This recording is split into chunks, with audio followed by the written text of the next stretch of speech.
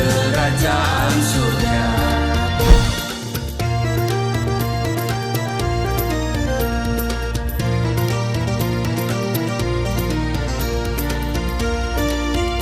Shalom Bapak Ibu, sahabat Galilea dan seluruh subscriber Galilea Network yang diberkati oleh Tuhan Yesus. Apa kabar hari ini? Tentu baik-baik saja, bukan? Saudara, mari siapkan dirimu sebelum kita masuki dunia kerja kita hari ini. Kita masuki hadirat Tuhan. Amin. Kita siapkan diri kita. Kita mau membaca, merenungkan firman Tuhan. Mari kita berdoa. Bapa Surgawi, Bapa di dalam nama Tuhan Yesus, kami mengucap syukur hari ini Tuhan beri bagi kami semua.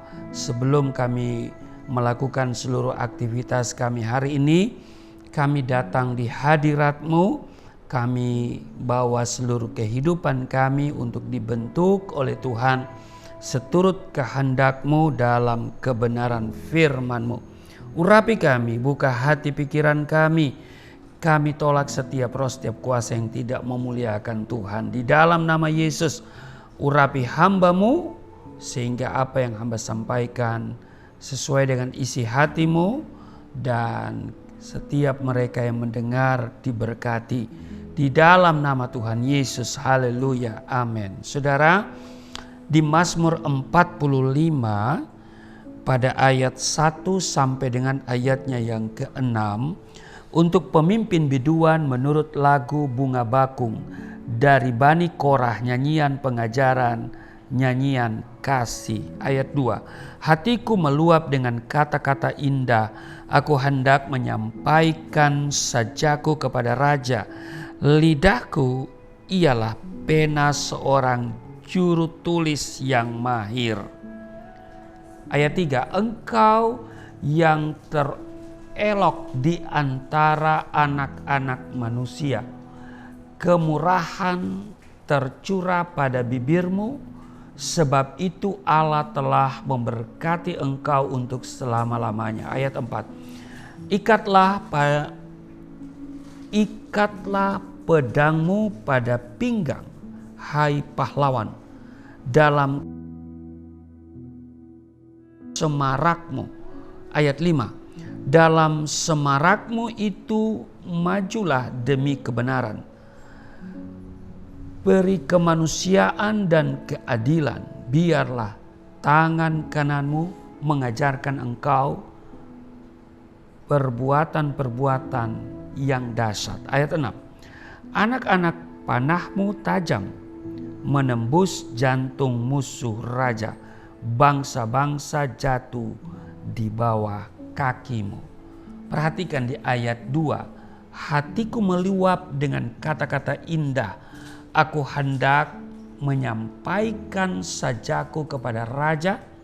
Lidahku ialah pena seorang juru tulis yang mahir. Saudara, memang lidah laksana pena. Yakobus dalam suratnya menulis di Yakobus pasal 3 ayat 4. Kapal-kapal walaupun amat besar dan digerakkan oleh angin keras, namun dapat dikendalikan oleh kemudi yang amat kecil menurut kehendak jurumudi. Begitu juga kehidupan manusia. Betapapun besarnya perkara yang harus dihadapi, sesungguhnya hidup manusia itu dikendalikan oleh lidahnya sendiri.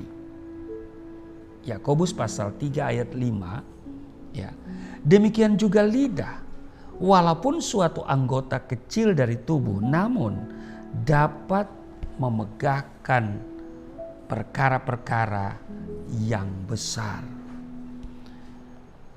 Di zaman sekarang ini banyak kasus terjadi, perselisihan, permusuhan, tindak pidana sebagai akibat dari kesalahan orang dalam memfungsikan lidah atau kecerobohannya dalam berkata-kata. Alkitab sudah mengingatkan kita semua di dalam Amsal 18 ayat 21, Hidup dan mati dikuasai lidah. Siapa suka menggemakannya akan memakan buahnya. Karena itu, Bapak Ibu, sahabat Galilea, kita harus berhati-hati. Sebab dengan lidah kita dapat memberkati orang lain. Tetapi dengan lidah yang sama, kita juga bisa mengutukinya. Dengan lidah kita dapat membuat orang lain bersuka cita. Tetapi dengan lidah itu juga kita dapat membuat orang lain berduka cita. Melalui lidah kita dapat membangun, tetapi juga dapat menghancurkan orang lain. Jika lidah kita senantiasa memperkatakan hal yang negatif, itu sama artinya kita sedang mempersulit langkah hidup kita sendiri menuju masa depan. Sebaliknya, jika lidah kita senantiasa memperkatakan hal-hal yang positif, maka perjalanan hidup kita pun akan mengarah kepada hal-hal yang positif pula. Pemazmur menyatakan bahwa lidah kita itu laksana pena yang sedang melukis dan mewarnai hidup seseorang. Warnanya putih, ya, bisa biru, bisa cerah, buram, atau hitam pekat. Sesungguhnya Tuhan telah merancang masa depan yang baik bagi kehidupan anak-anaknya. Kalau kita lihat di Yeremia misalnya, ya, Yeremia pasal 29 ayat 11, sebab aku ini mengetahui rancangan-rancangan apa yang ada padaku mengenai kamu. Demikianlah firman Tuhan, yaitu rancangan damai sejahtera dan bukan rancangan kecelakaan, untuk memberikan kepadamu masa depan yang penuh harapan. Namun tanpa sadar, rancangan Tuhan itu kita rusak dengan perkataan kita sendiri. Rasul Petrus menulis, siapa yang mau mencintai hidup dan mau melihat hari-hari baik, ia harus menjaga lidahnya terhadap yang jahat dan bibirnya terhadap ucapan-ucapan yang menipu.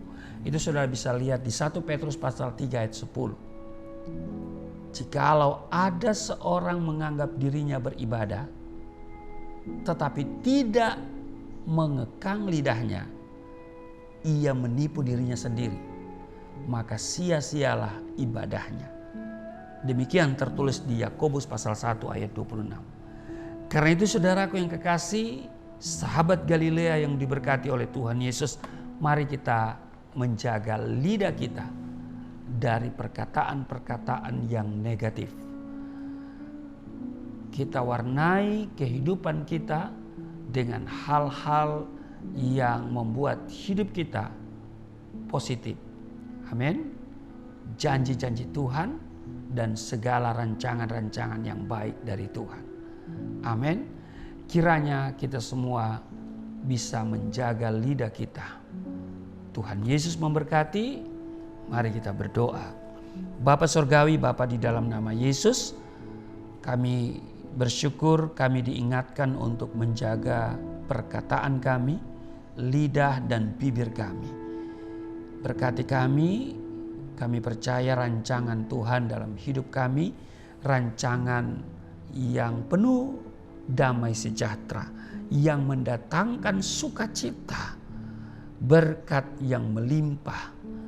Dan Engkau telah datang supaya kami hidup dan mempunyainya dalam segala kelimpahan. Berkati seluruh sahabat Galilea di mana saja mereka berada, kiranya tugas kerja mereka hari ini akan membawa dampak yang positif dan juga ada sukses, ada keberhasilan yang mereka raih. Terpujilah Engkau di dalam nama Tuhan Yesus. Haleluya. Amin.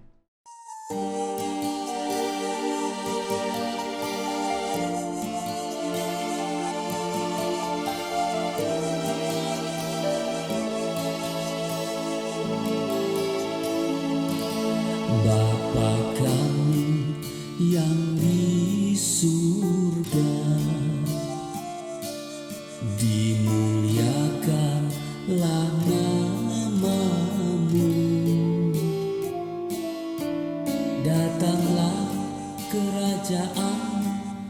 jadilah kehendak-Mu di bumi seperti di surga.